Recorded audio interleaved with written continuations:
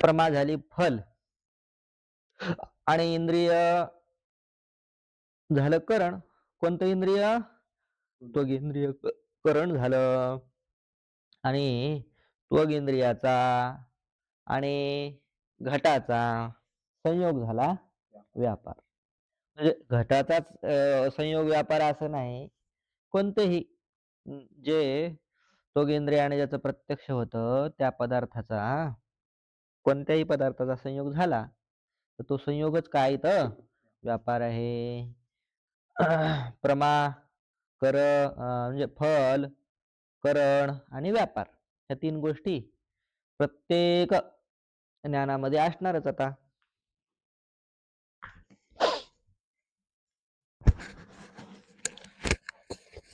हा, पान नंबर 12 वर या. आता शेवटची ओळ पहा. जहाँ त्वक्षे घटकी घटत्व जातिका और स्पर्शादिक गुणन का त्वाच प्रत्यक्ष होवे तहा त्वग इंद्रिय करण होवे है और प्रत्यक्ष प्रमा फल है. जिथं त्वग इंद्रियाने घटाच्या ठिकाणी असणारी घटत्व जाती किंवा त्या घटावर असणारे स्पर्शादी गुण त्यांचं त्वाच प्रत्यक्ष होतं तेव्हा त्वगिंद्रिय करण असतं आणि त्या घटत्व जातीची किंवा त्या गुणाची काय होते प्रत्यक्ष प्रमा ही फल आहे. इथं सुद्धा त्वगिंद्रियच करण आणि प्रत्यक्ष प्रमा फल कशाचं ज्ञान होण्याकरिता? घटत्व जातीचं आणि गुणाचं. परंतु संबंधामध्ये म्हणजे व्यापारामध्ये थोडासा फरक. कारण की घटाचं प्रत्यक्ष होण्याकरिता संयोग संबंध कारण आहे आणि घटावरच्या घटत्व जातीचं प्रत्यक्ष होण्याकरिता घटाचं ज्ञान होण्याकरिता संयोग आणि घटावर घटत्व समवाय संबंधाने आहे. म्हणून त्वगिंद्रियाने घटत्वाचं प्रत्यक्ष होण्याकरिता कोणता संबंध? संयुक्त समवाय संबंध हा व्यापार आहे. ते स्पष्ट करून सांगतात. ते कसं काय आहे ते? त्वगिंद्रिय ते संयुक्त कहिए संयोग वाला जो घट कामे घटत्व जाति का और स्पर्शादिक गुणन का समवाय है. कारण की ते कसं आहे, त्वगिंद्रियाशी संयुक्त म्हणजे संयोगवाला कोण आहे? घट. आणि घटावर आहे घटत्व जाती. घटावर घटत्व जाती राहते समवाय संबंधानं किंवा घटावर स्पर्शादी गुण राहतात समवाय संबंधानं. म्हणून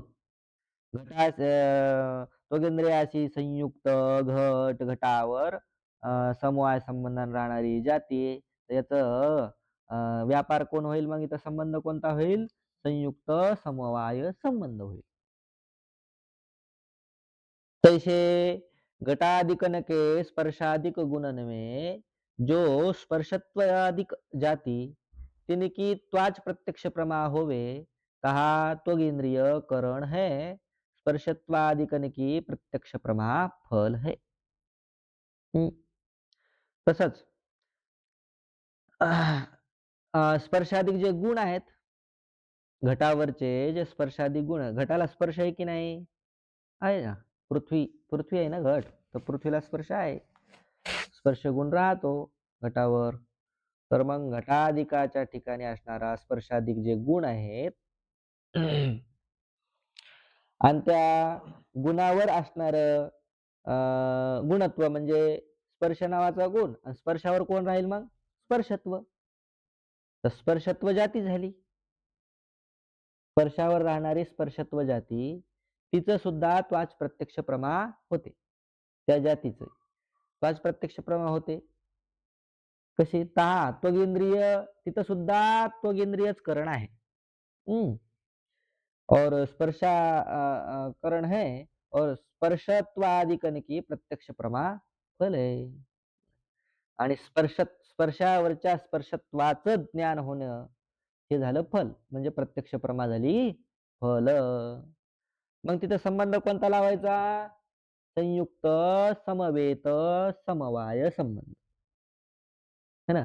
त्वगिंद्रियाशी संयुक्त घट. घटावर स्पर्श समवाय संबंधाने आणि स्पर्शावर स्पर्शत्व समवाय संबंधाने. तर पुढे संबंध असला की मागच्या संबंधाचं नाव बदलतं. जसं संयोग संबंध आहे त्वगिंद्रियाचा आणि घटाचा कोणता संबंध? संयोग संबंध. मग त्याच्या पुढचा संबंध सांगायचा आहे, समवाय सांगायचा आहे. त्याच्या पुढे एक समवाय सांगायचा, तर संयोगाचं नाव काय होईल? संयुक्त. तसंच आता समवायाच्या पुढे समवाय सांगायचा आहे, तर अगोदरच्या समवाय संबंधाचं नाव समवेत होईल. आलं का लक्षात? तर आता आपल्याला स्पर्शाच्या स्पर्शत्वाचं ज्ञान करून घ्यायचंय त्वगिंद्रियाने. तर त्वगिंद्रियाशी संयोग संबंध होतो घटाचा. घटावर समवाय संबंधन राहतं स्पर्श आणि स्पर्शावर समवाय संबंधन राहतं स्पर्शत्व. म्हणजे संयोग, समवाय, समवाय असे 3 संबंध झाले. पहिला संयोग समवाय, दुसरा समवाय संबंध, तिसरा समवाय संबंध. तर शेवट समवाय जशाला तसा ठेवणे, त्याच्या अगोदरच्याच नाव बदलणार. समवायाचं नाव काय होणार? समवेत. त्याच्या अगोदरच्याचं नाव काय होणार? संयोग आहे त्याचं नाव होणार संयुक्त. मग काय होईल नाव? संयुक्त, समवेत, समवाय. तर संयुक्त, समवेत, समवाय संबंधाने या संबंध रूपी व्यापाराने कशाचं ज्ञान होतं? स्पर्शत्वाचं. काय काय कशाचं? घटाच्या स्पर्शत्वाचं. संयुक्त समवेत संबंध सो व्यापार है. का आहे ते? त्वगिंद्रिय ते स्पष्ट करून सांगतात. त्वगिंद्रिय ते संयुक्त जो घट, त्वगिंद्रियाशी संयुक्त कोण आहे? संयुक्त म्हणजे समवाय संबंधावाला घट आहे. तामे समवेत कहिए समवाय संबंध ते रहने वाले स्पर्शाधिक, तिनमें स्पर्शत्व अधिक जाति का समवाय है ना. त्वगिंद्रियाशी संयोग संबंध हा कोणाचा झाला? घटाचा. घट म्हणून ते संयुक्त आणि त्या घटाच्या ठिकाणी स्पर्श समवाय संबंधानं म्हणून त्याचं नाव काय झालं? समवेत. आणि त्यानंतर त्या स्पर्शाच्या ठिकाणी स्पर्शत्व जाती, ती स्पर्शत्व जाती सुद्धा समवाय संबंधाने आहे. म्हणून संयुक्त समवाय और संयुक्त समवेत समवाय इन दोनों संबंध में समवाय भाग तो यद्यपि नित्य है, इंद्रियजन्य नहीं. आता या दोन्ही संबंधामध्ये संयुक्त समवाय संबंध असो किंवा संयुक्त समवेत समवाय संबंध असो, या दोनही संबंधामध्ये समवाय नावाचा भाग तो कसा आहे? नित्य आहे. तो काही इंद्रियजन्य नाही. कारण नित्य संबंधाला काय म्हणतात? नित्य संबंधाला समवाय संबंध म्हणतात. आणि जे नित्य असतं ते कोणापासून उत्पन्न होत नाही. तर कोणापासून उत्पन्न होत नाही म्हणून तर त्याला नित्य म्हणतात. हा नित्य संबंध आहे समवाय संबंध. तो इंद्रियजन्य नाही. तथापि संयोग वाले को संयुक्त कहे. पण जो संयोग वाला आहे त्याला संयुक्त म्हणतात. आणि जो संयोगजन्य है याते तो संबंध तो संयोगजन्य है. याते त्वग इंद्रिय का संयोग त्वगजन्य होने ते त्वग संयुक्त समवाय और त्वग संयुक्त समवेत समवाय त्वग इंद्रियजन्य है. परंतु जो संयोग आहे तो जन्य आहे. ते काय करायचं? संयोगजन्य असे एकच पद झालं ना ते, तर संयोग जन्य आहे असं करायचं. संयोग आणि मध्ये थोडंसं अंतर काहीतरी करा म्हणजे किंवा असं कामा वगैरे द्या म्हणजे लक्षात येईल. संयोग मात्र जन्य आहे. संयोग मात्र उत्पन्न होणारा आहे असं. संयोगजन्य या शब्दाचा अर्थ एक काय होईल? संयोगापासून उत्पन्न होणार आहे. संयोग संयोगापासून उत्पन्न होणारा असं म्हणणं बरोबर नाही. संयोग जन्य आहे, म्हणजे संयोग हा उत्पन्न होणारा आहे. म्हणून त्वगिंद्रिय का संयोग त्वगजन्य आहे. मग ते कसं आहे? त्वगिंद्रियाचा संयोग कसा आहे? त्वगजन्य. त्वगिंद्रिय जन्य आहे. त्वगिंद्रिय जन्य होणे ते त्वग संयुक्त समवाय और त्वग संयुक्त समवेत समवाय त्वगिंद्रिय जन्य आहे. तर या त्वक संयुक्त समवायामध्ये आणि त्वक संयुक्त समवेत समवायामध्ये संयुक्त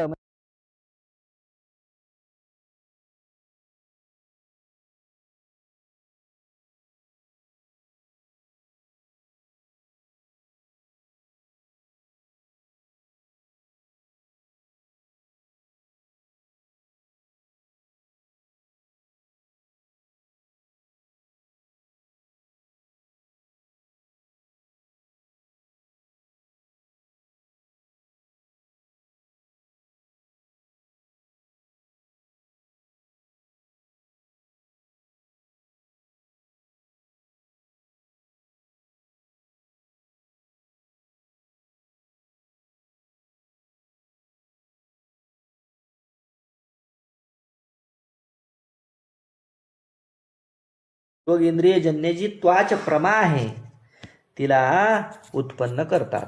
कोण? त्वक संयुक्त समवाय संबंध आणि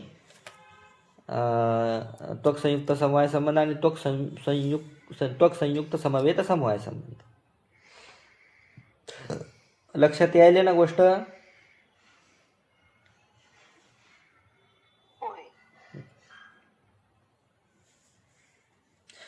और त्वक इंद्रिय जन्य जो त्वाच प्रमा ताके जनक है.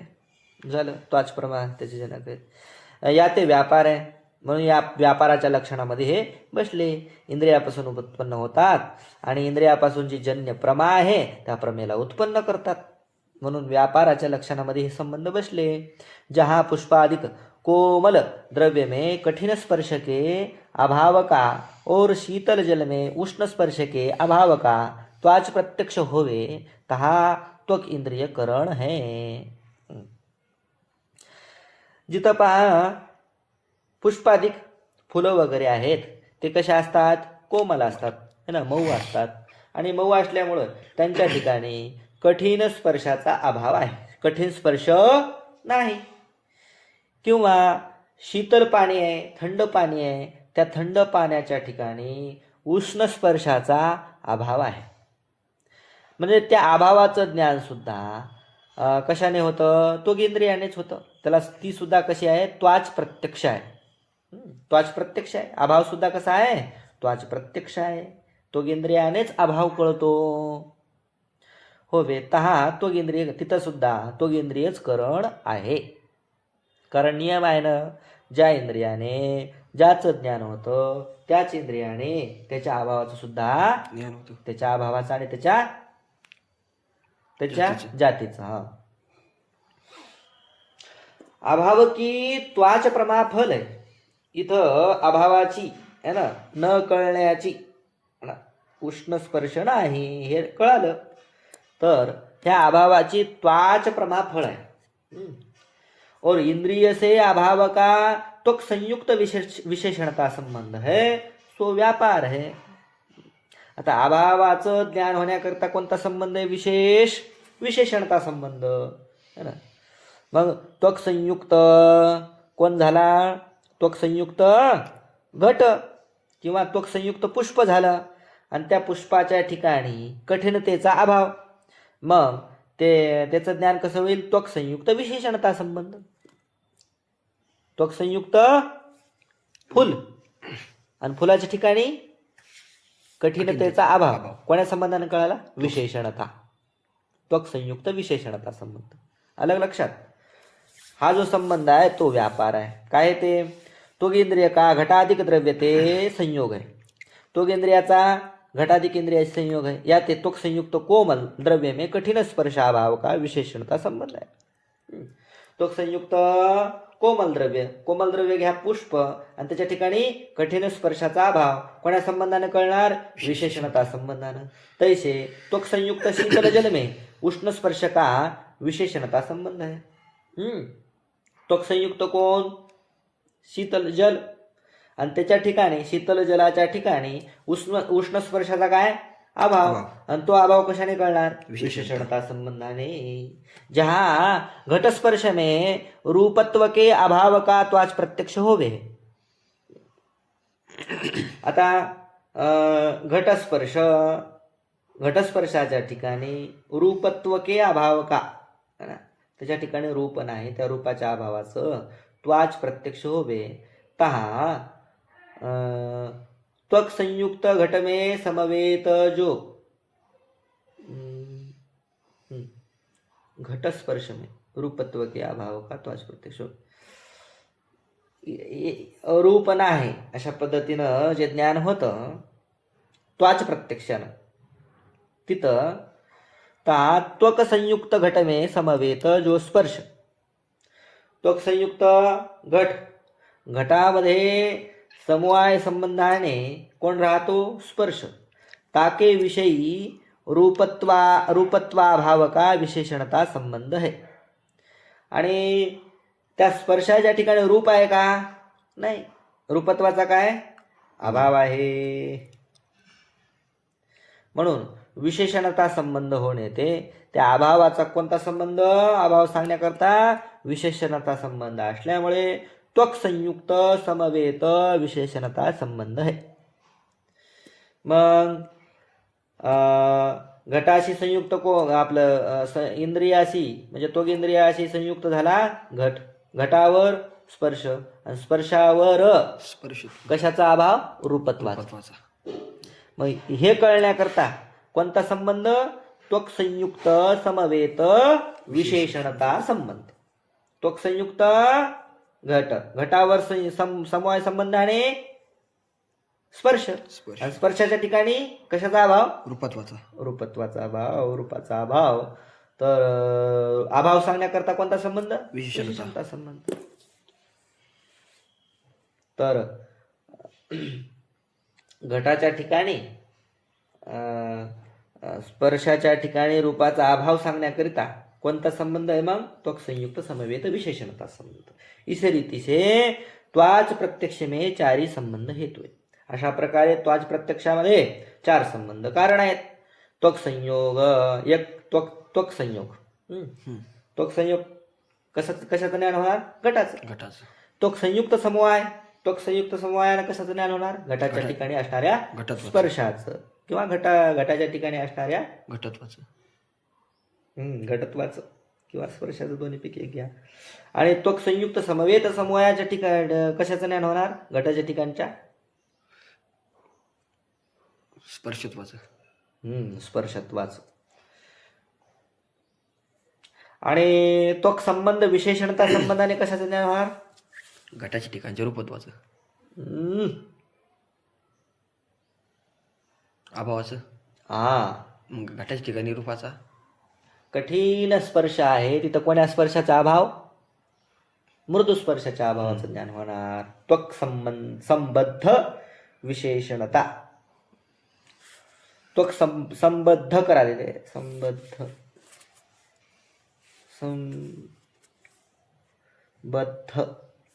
ते बच्या पुढं एक लंगड द टाकायचं,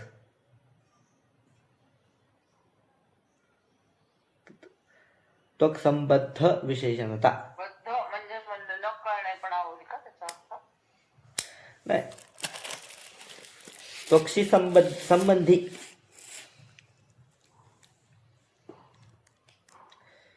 विशेषणता संबंध न कळण्याकरता कोणता अभावाकरता विशेषणता संबंध आहे। आणि विशेषणता संबंध अनेक असतात ना, म्हणून अनेक होऊ शकतात, त्यामुळे एकच विशेषणता संबंध मानण्याची पद्धत आहे। संयुक्त विशेषणता म्हटलं तर नाही चालणार का? चालतंय, वर दिलेलेच आहेत ना त्वक संयुक्त विशेषणता संबंध वगैरे दिलेले आहेत, परंतु विशेषणता संबंध बस एकच विशेषणता संबंध मागं सांगितलं ना, मागच ही गोष्ट सांगितली। अनेक संबंध मानण्यापेक्षा कोणताही अभाव असो विशेषणता संबंध मानून टाकायचा झाला। तो त्वक से संबंध वाले को त्वक संबद्ध कहे है। संबद्ध म्हणजे तो संबंधवाल. संबद्ध म्हणजे कोण? संबंधवाल. आणि त्वगिंद्रियाशी संबंधवाला असल्यामुळं त्याला म्हणायचं त्वक संबंध. जहा कोमल द्रव्य में कठीण स्पर्शाभाव आहे, जिथं कोमल द्रव्य आहे आणि तिथं कठीण स्पर्श नाही, तहा त्वक के संयोग संबंध वाला कोमल द्रव्य है. त्वकशी संयोग संबंध वाला कोण आहे? कोमल द्रव्य. आणि कशाचा अभाव आहे? कठीण द्रव्याचा अभाव आहे. ता त्वक संबद्ध कोमल द्रव्य में कठीण स्पर्श का अभाव विशेषणता संबंध स्पष्ट आहे. आणि कोमल द्रव्याच्या ठिकाणी त्वकशी संबंधी कोमल द्रव्याच्या ठिकाणी कठीण स्पर्शाचा अभाव हा तर स्पष्टच आहे. तो अभाव कोण्या संबंधाने दाखवतात? विशेषणता संबंधाने दाखवतात. जहा स्पर्श में रूपत्वा भाव का प्रत्यक्ष होवे, ज्या ठिकाणी स्पर्शाच्या ठिकाणी रूपत्वाचा अभावाचं काय होतं? प्रत्यक्ष होतं. तिथं त्वक का स्पर्शते संयुक्त समवाय संबंध आहे. त्वगेंद्रियाचा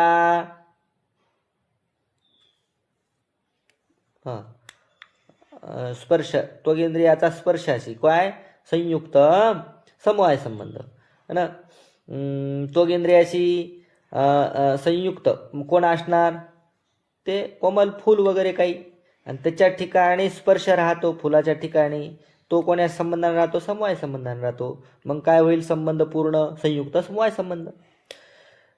त्वक से संयुक्त समवाय संबंध वाला होने ते त्वक संबंध स्पर्श है, त्वक संबद्ध स्पर्श है, तामे रूपत्वाभाव का विशेषणता संबंध है. त्वक से संयुक्त समवाय संबंध वाला कोण? स्पर्श, स्पर्श नावाचा गुण.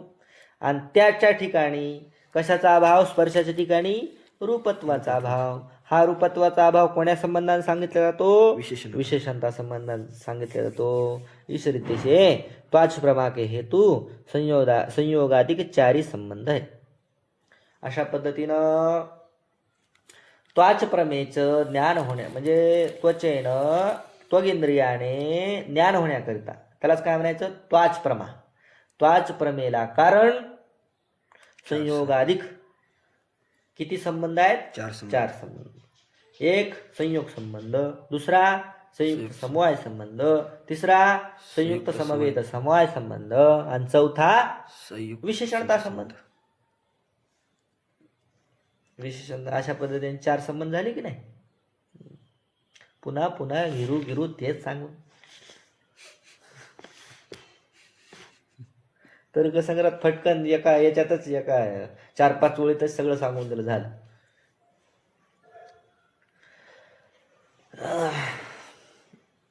म्हणून संस्कृत शिकण्याचा न शिकण्याचा एवढा फरक आहे. संस्कृत शिकलं की तीच गोष्ट थोडक्यात कळते, जास्त लांबण लावायची गरज नाही. हे गरीब बुद्धिवाल्यासाठी लिहिला. आणि हे ज्याची गरीब बुद्धी आहे त्याच्याकरता आहे. वृत्ती प्रभाकर गरीब बुद्धिवाल्यासाठी, गरीब बुद्धीचा लोकांचं.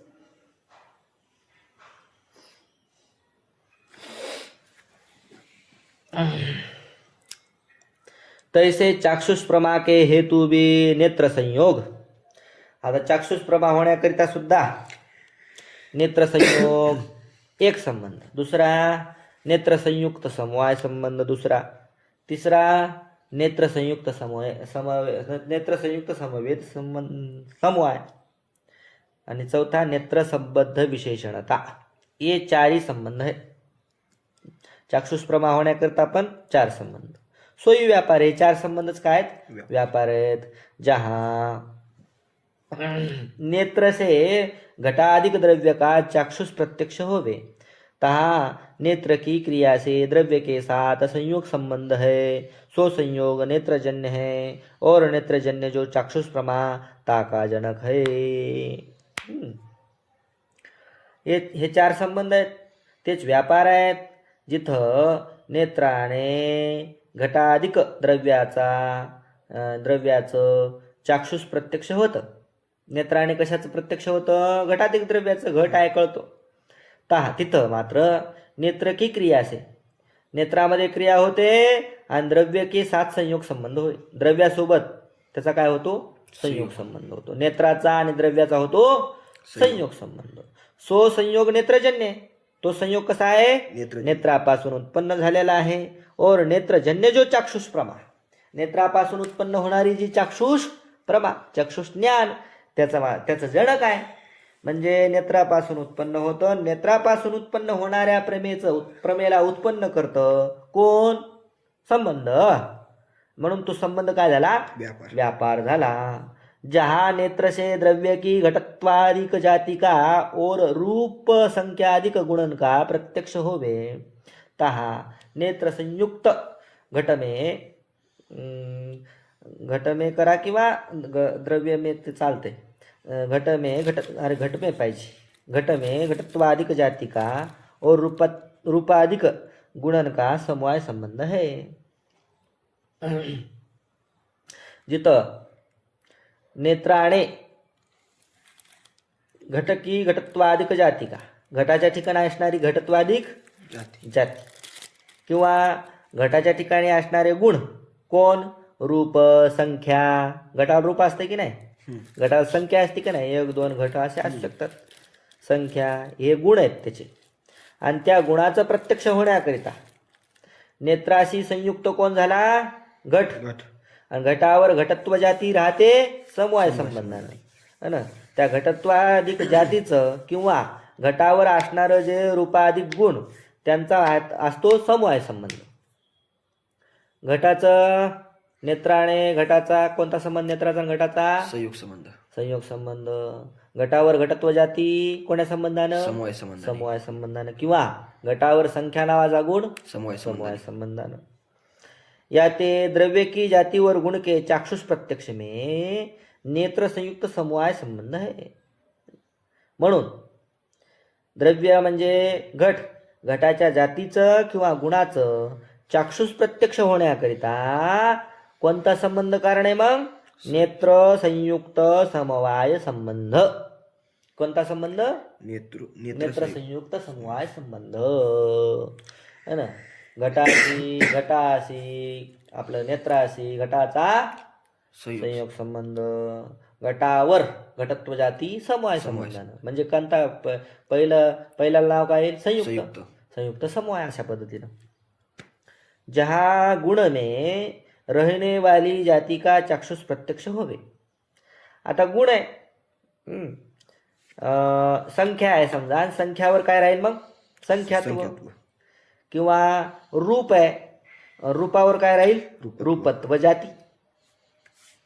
तर त्याचं प्रत्यक्ष होण्याकरिता तहा रूपत्वादिक जाती से नेत्र का संयुक्त समवेत समवाय संबंध है. घटाच्या ठिकाणी असणारं रूप आणि रूपावर असणारं रूपत्व कळण्याकरिता कोणता संबंध? संयुक्त समवेत समवाय संबंध. नेत्राशी संयुक्त कोण? घट. घटावर कोण? घटावर कोण? रूप. रूपावर कोण? रूपत्व. ठीक आहे ना. ते उचलता येते का फोन? नाही. अरे राम.